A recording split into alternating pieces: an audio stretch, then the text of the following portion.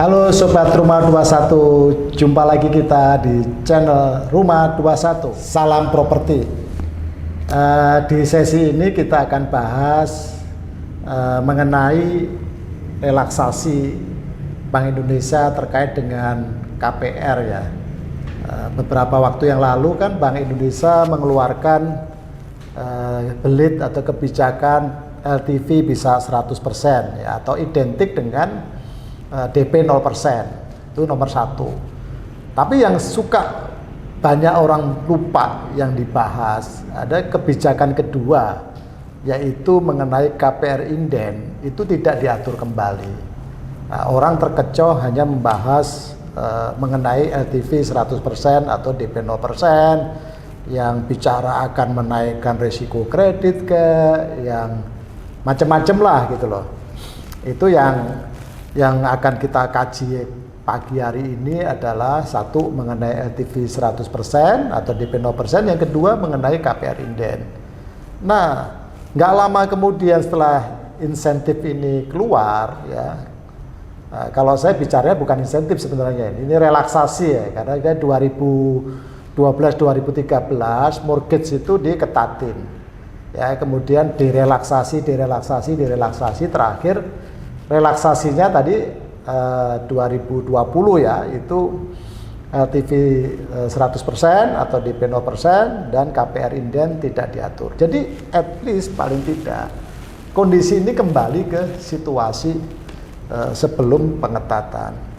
Nah, kemudian nggak lama berselang muncul kebijakan atau peraturan Menteri Keuangan yang memberikan insentif. Kalau tadi relaksasi, sekarang insentif untuk menanggung PPN atas transaksi landed house maupun rumah susun ya, itu sampai dengan 10% untuk transaksi sampai 2 miliar dan 5% untuk transaksi di atas 2 miliar sampai dengan 5 miliar. Jadi kalau transaksi properti di bawah 2 miliar, pengembang ataupun konsumen tidak perlu membayar PPN ya, PPN-nya ditanggung oleh pemerintah. Nah, banyak pro kontra tentu dengan hal itu. Tapi ini sebenarnya harus dilihat bahwa kebijakan dan insentif ya, relaksasi dan insentif tadi sebenarnya ditujukan untuk menaikkan kembali, menggairahkan kembali transaksi properti ya, dan penyaluran KPR ya. Penyaluran KPR di Desember kemarin drop tinggal 3,4%. Bahkan 3 bank besar ya itu membukukan portofolio KPR-nya itu negatif growth. Nah, tentu ini satu karena COVID ya, dua juga karena memang sebelum COVID pun beberapa bank besar juga kemampuan bertumbuhnya juga udah mulai melemah. Yang ingin kita bahas adalah apa yang akan disikapi dengan relaksasi dan insentif PPN ini. Kalau saya ngelihat sebenarnya para mortgage banker sama para developer itu harus melakukan sinergi, harus melakukan kolaborasi ya.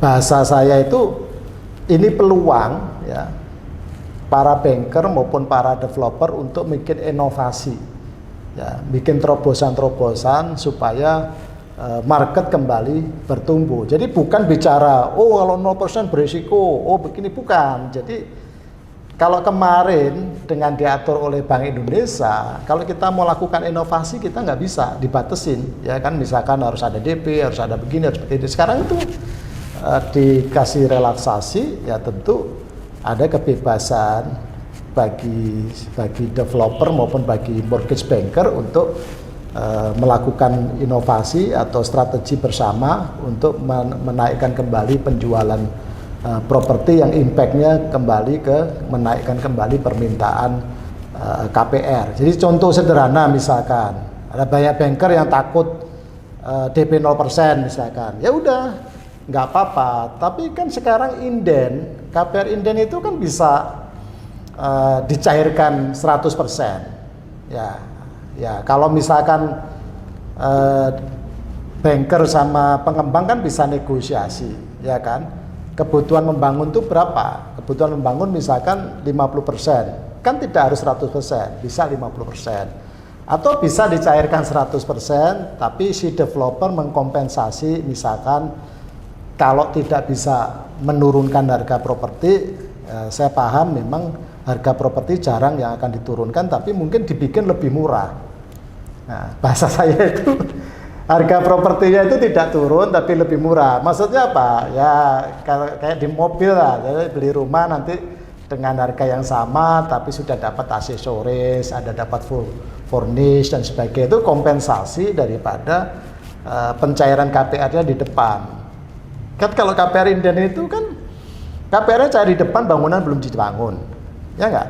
Nah, terus siapa yang bayar bunganya? Siapa memperoleh dananya? Kan pengembang dapat dana, sementara konsumen membayar bunga. Jadi ini ada ruang untuk improvisasi, gimmick marketing atau inovasi bersama antara pengembang dengan perbankan. Ya, jadi misalkan KPR-nya dicairkan, misalkan bangunan itu membangunnya 2 tahun atau setahun lah katakanlah. Nah, selama setahun ini bisa pengembang membayar bunga dari KPR-nya, ya kan?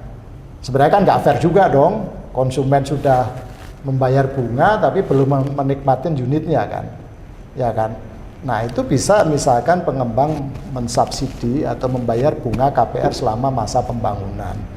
Kemudian si konsumen tadi mengangsur pokok daripada hutang, misalkan 10% atau 5%. Jadi kalau istilahnya itu masa grace period ya, masa pembangunan rumah tersebut, si konsumen sebenarnya seperti mengangsur DP gitu.